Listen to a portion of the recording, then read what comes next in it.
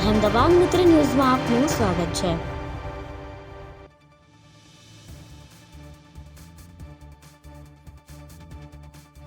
અમદાવાદમાં મોડી રાત્રે એઈસી બ્રિજ પાસે થાર અને વેગેનાર કાર વચ્ચે અકસ્માત થયો હતો, જેમાં બંને કાર પલટી ખાઈ ગઈ હતી અને વાહન ચાલકને ઈજા પહોંચી હતી।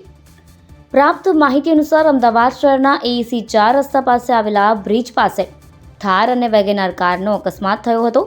અકસ્માત થયો ત્યારે કારની સ્પીડ વધારે હતી અને બંને કાર અથડાયા બાદ પલટી ખાઈ ગઈ હતી, જેને કારણે કારમાં બેઠેલા લોકોને ઈજા પહોંચી હોવાનું જાણવા મળી રહ્યું છે। આ અકસ્માત થતાં આસપાસના લોકો ત્યાં એકઠા થઈ ગયા હતા અને ઈજાગ્રસ્તોને બહાર કાઢવા માટેનો પ્રયાસ હાથ ધર્યો હતો। 108 એમ્બ્યુલન્સ દ્વારા તેમને સારવાર અર્થે પણ ખસેડવામાં આવ્યા હતા। આ સમગ્ર મામલે ટ્રાફિક પોલીસ દ્વારા ગુનો દાખલ કરાવવામાં આવવાની તજવીજ હાથ ધરવામાં આવી છે।